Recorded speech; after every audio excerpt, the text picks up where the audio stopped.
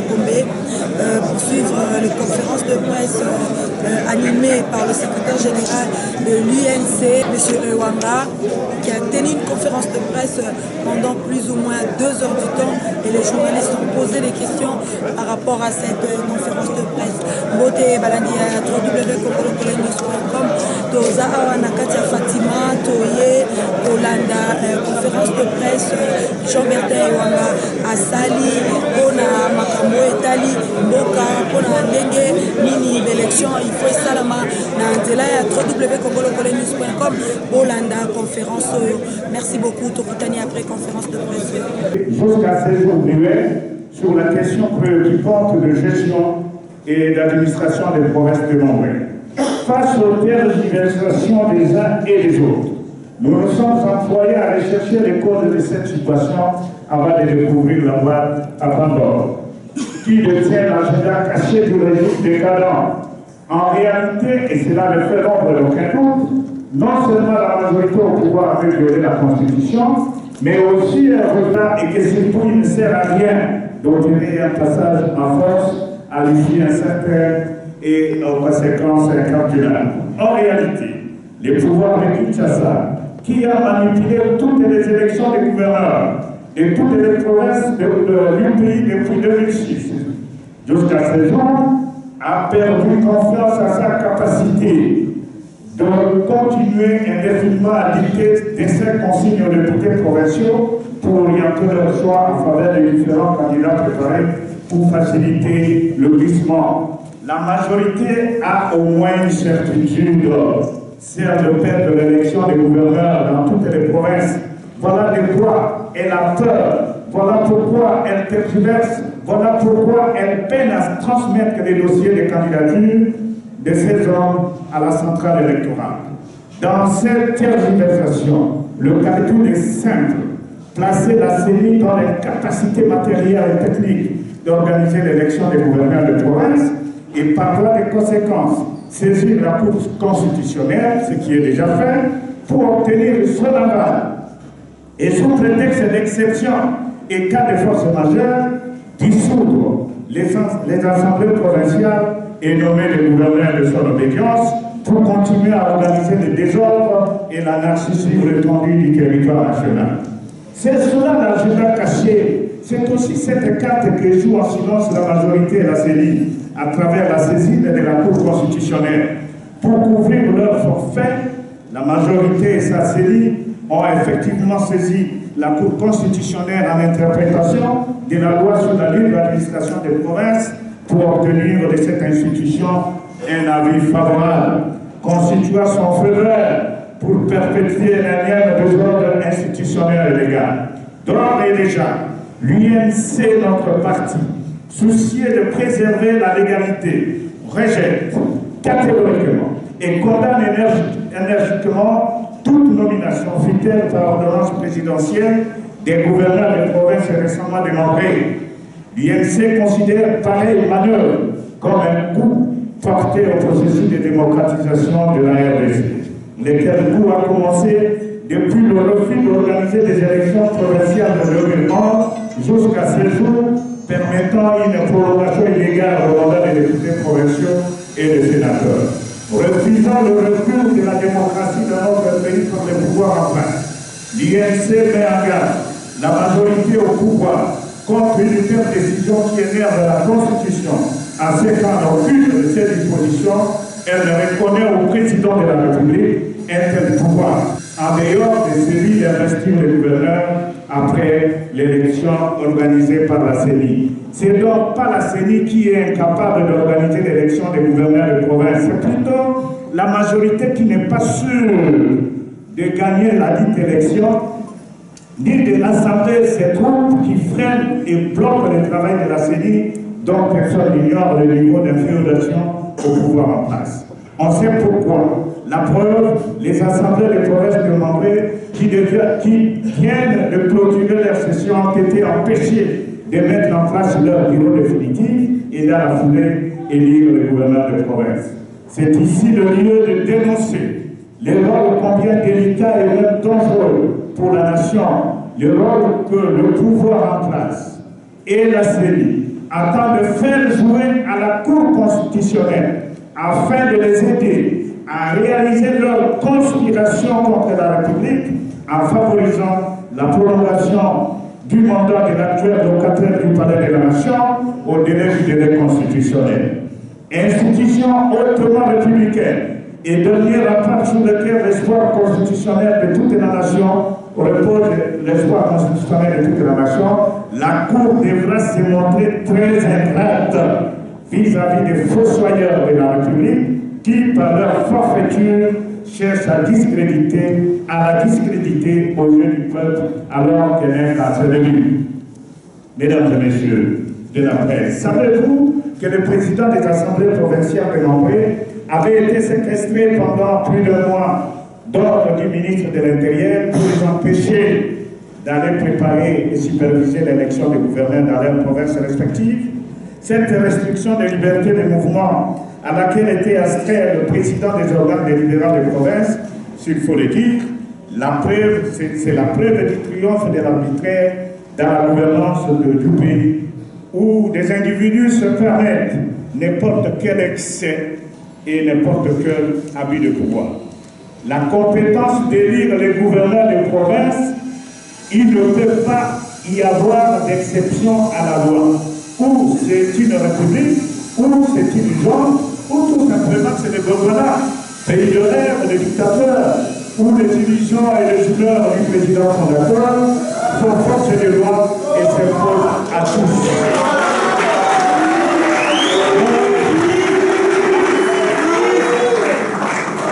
Ou c'est une république, ou c'est une zone, ou encore tout simplement le Gondwana, pays de rêve, de dictateurs, où les dirigeants et les humeurs du président fondateur ont force de loi et s'imposent à tous.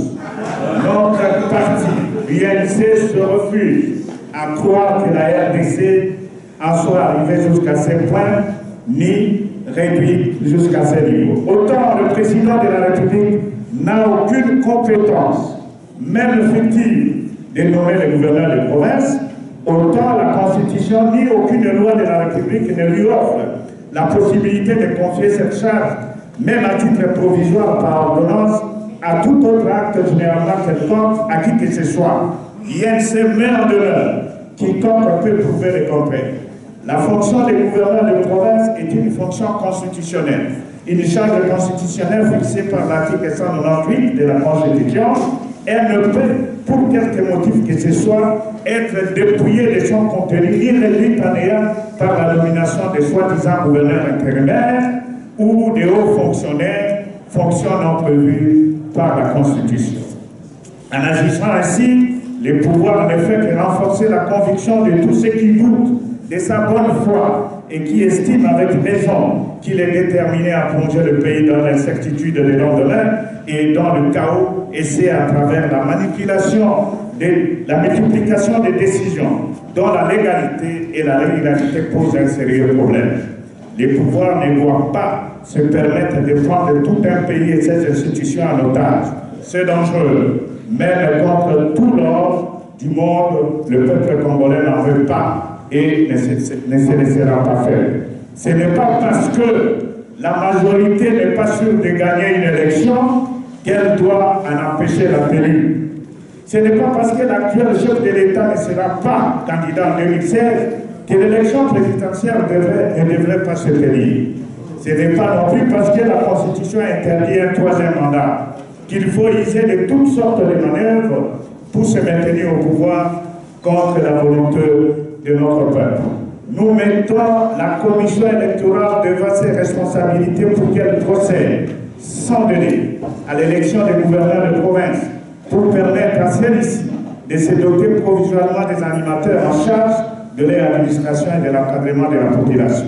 En tout état de cause, et au cas où cette décision ne serait pas possible, l'UNC suggère au gouvernement de renoncer carrément à son projet de démembrement de province, projet dont la mise en œuvre précipitée se révèle un cuisant échec, et de retourner à l'ancienne organisation territoriale administrative du pays, soit 10 provinces plus la capitale, l'île de Kinshasa. En attendant qu'un nouveau pouvoir élu, et je crois que c'est celui de l'INC, responsables des croyants,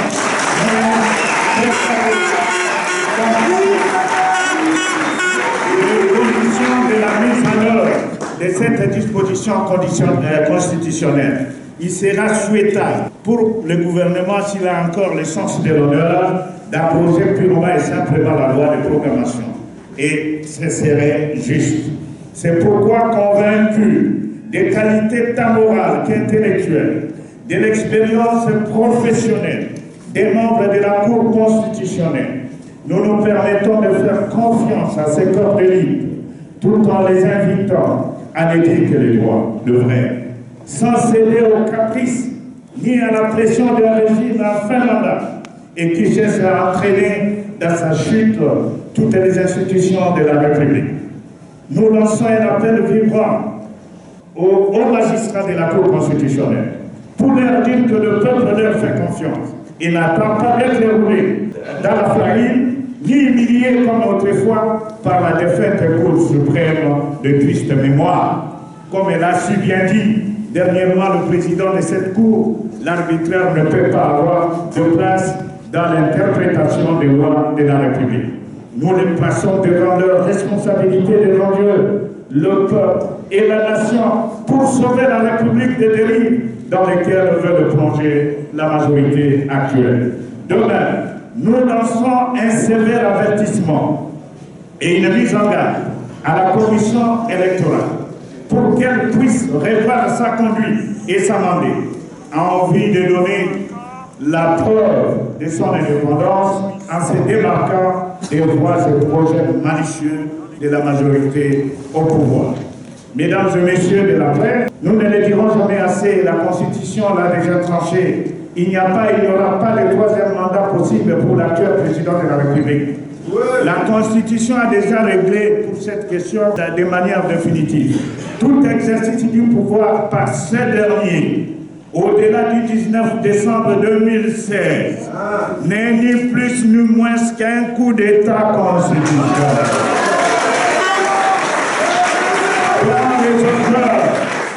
Les co-auteurs et les complices seront tenus responsables et par conséquent s'exposent à des poursuites judiciaires pour haute trahison. Article 64 de la Constitution qui stipule sur l'article 2, l'alinéa 2, toute tentative de renversement du régime constitutionnel constitue une infraction imprescriptible contre la nation et l'État, punie conformément à la loi.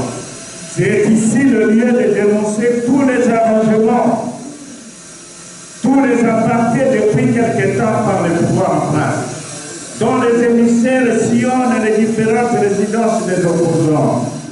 Et cela de même dans les pays étrangers, tout cela dans le but d'obtenir la caution morale à leur tentative de conservation et de confiscation du pouvoir, donc l'avènement du glissement. C'est ici également le lieu de condamner la campagne médiatique organisée par la majorité au pouvoir sur le média d'État. Campagne tendant à faire croire à l'opinion que l'actuel chef de l'État aurait encore droit à demeurer au pouvoir au-delà du 19 décembre 2016 et que pour cela la révision constitutionnelle serait une obligation. Il est regrettable de constater que cette propagande de mauvais goût est orchestrée et véhiculée par des officiels pourtant conscients de la gravité et de l'inopportunité de leur démarche.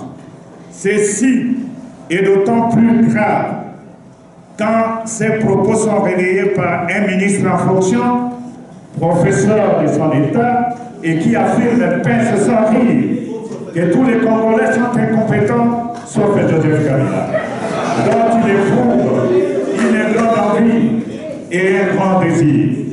Dans un pays sérieux, ce genre de personnage devrait être non seulement écarté du gouvernement, mais aussi déféré devant la Cour constitutionnelle. Le silence du président Kabila étonne, alors qu'avant son entrée en fonction, il avait prêté serment devant Dieu et la nation d'observer et de faire respecter la Constitution et les lois de la République. Article 64 de la Constitution. L'UNC appelle notre peuple à la vigilance et met en demeure le gouvernement pour qu'il cesse cette campagne de désinformation de l'opinion et de déification de l'actuel président de la République qui, comme on le sait, a déjà fait son temps et peut désormais s'en aller tout en restant à la réserve de la République. Il y a une vie après la présidence.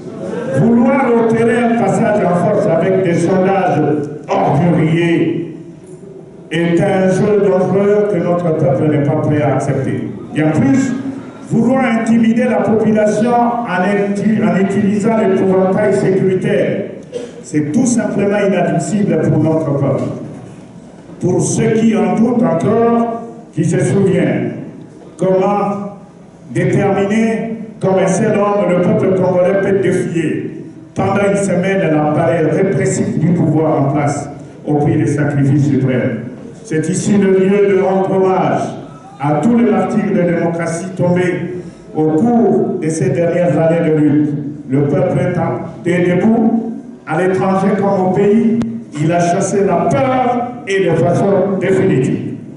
Mesdames et messieurs, il vous souviendra qu'il y a quelques mois, l'opinion tant nationale qu'internationale a été stupéfaite d'apprendre que les services publics avaient procédé à l'élimination clandestine des dépouilles mortelles de certains de nos compatriotes dans une fosse commune de l'ancien cimetière de Malabo. Poussé à s'expliquer, les gouvernements avaient commencé par nier les faits avant d'avouer qu'il s'agissait plutôt des indigents morts-nés et fœtus venus de l'hôpital général de référence de Kinshasa et que l'on aurait enterré dans ce que d'aucuns ont appelé tombe commune. Voulant apaiser la colère des familles, des organisations des droits de l'homme, des partenaires bi- et multilatéraux de la République, le même gouvernement avait annoncé non sans empressement qu'une enquête avait été diligentée et que la suite allait être connue dans le meilleur délai. Plusieurs mois après, force est de constater qu'aucune révélation n'a encore été faite. Autant qu'une interpellation connue et inconnue n'a encore eu lieu dans le cadre de la dite enquête. L'équipe qui en a la charge n'est même pas connue. Ce qui sème le doute quant à la volonté réelle du gouvernement de clarifier cette affaire et d'en préciser tous les contours. Plus les silences persistent, plus ils renforcent l'inquiétude des familles qui cherchent leurs enfants disparus à la suite de l'opération du COFI, des événements du 30 décembre 2013 à la RTNC et de ceux du 19 au 25 janvier 2015. À ce sujet précis, le président de la République avait donné toutes les garanties quant au bon fonctionnement, au bon déroulement de l'enquête et à son heureux aboutissement. C'était lors de l'audience qu'il avait accordée à son office au directeur général de Human Rights Watch en séjour à Kinshasa. Et l'opinion qui avait suivi cet engagement du président de la République espérait voir cette enquête rendre publique ses conclusions qui malheureusement traînent encore. C'est pourquoi l'IMC réitère sa demande au gouvernement d'exhumer les corps pour besoin de transparence et de sa propre crédibilité, de rendre public son délai, ne serait-ce que les conclusions préliminaires de l'enquête supposée en cours sur la fosse commune de Maluku, en précisant les responsabilités éventuelles et en relevant l'identité des personnes déjà interpellées, tout comme de celles inhumées, il y va de sa crédibilité. Cette œuvre macabre ne demeurera pas impunie. C'est pourquoi l'UMC invite l'opposition politique, la société civile et les organisations des droits de l'homme à faire pression sur le gouvernement et la Commission des droits de l'homme de Genève à diligenter rapidement une enquête indépendante sur le charnier de Maluku. Mesdames et messieurs de la presse, l'Union pour la nation congolaise tient à rappeler au souvenir de l'opinion qu'entre 2007 et 2008, un massacre avait été perpétré contre nos compatriotes dans la province du Congo central. Ils étaient tous membres du mouvement politico-religieux, du groupe du Congo, dont le principal animateur n'est autre que l'honorable Némo Nasseli. Ce dernier avait été, lors du gouvernement, interdit d'accès à la province du Congo central, d'où il était presque banni. Ceux de ses fidèles qui avaient survécu au massacre avaient été arrêtés et envoyés en prison. Certains jusqu'à ce jour. À la demande du procureur général de la République de l'époque, il devait lui-même, après retrait de ses immunités parlementaires, être arrêté. Il a eu la vie sauve grâce au président de l'Assemblée nationale de l'époque qui avait opposé une fin de non-recevoir à cette requête manifestement initiée pour apprécier faisant une pierre à deux coups. Les nouveaux centres de la transition lancent publiquement et impunément des appels à la haine ethnique et tribale. Et l'éminent dirigeant socialiste français disait, je cite, « À celui qui n'a plus rien, la patrie reste son seul bien. » Je voudrais répéter. À celui qui n'a plus rien, on vous a tout volé, on vous a tout arraché. L'unique bien qui vous reste, c'est votre pays. Fin de citation. Nous disons à notre peuple, dépouillé de tous ses droits, de toutes ces richesses, clochardisées à fond, que la RDC, notre pays, reste le seul et l'unique bien dont nous pouvons fièrement revendiquer la propriété inaliénable. Pour cela et pour rien au monde, nous ne permettrons à personne, ni à un groupe d'individus, de s'accaparer de tout le pays, avec tout son patrimoine. Fini l'époque des intouchables et autres guides éclairés et timoniers de la République. Nous voulons qu'aux hommes forts succèdent des institutions fortes. La fin imminente d'un mandat de chef de l'État ne peut servir de prétexte à une crise politique.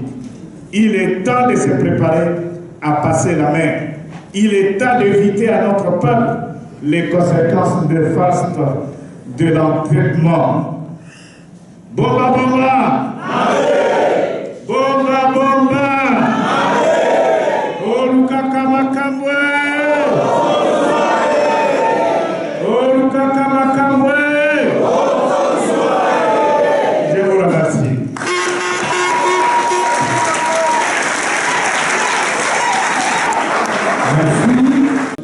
Naza la majorité présidentielle à la bureau Nangai. Toyebi ko tenir meeting. Pardon, conférence. Ba tonabiso ba kozala wana. Tokoya ko kangayo. Na obi naza kozela yo. Ya comme mangai biso. Soki mboko ezali yo. Donc mon ami Luzanga même soki bino boza na stock na bino bwana batote. Mais oya biso tozana bato. Toto samite, toto samite meeting l'amour. Parce que Bilo Kolobiwana, c'est très grave. Honorable. Oui, de la Kanini, parce que wana est commis suspect. Bango batwa ya Kabila Désir. Bango wana. La Lusanga wana. Bango wana. Parce que Kinkasika la Kobenga yote. Non, lui, d'abord c'est un ami, je ne vais pas commenter. Mais Bilo Koloba qui est pays 5 bichoté wana aussi Koloba. Mais Luzanga, est-ce que parce qu'il m'aime, c'est pourquoi il m'avise. Mais au moins je le mets en garde. Ce qui boyoki tenadui likambolelo na mutu ya Luzanga. Ce qui tenadui likambolelo na mutu ya Luzanga moto ya majorité. Oui, nous sommes à la fin de cette conférence de presse. Je crois que vous avez suivi le discours du secrétaire général de l'UNC, Jean-Bertin Ewanga. Et je crois que pour tout ce qui suivait congolocolenews.com, vous tirez déjà des conclusions.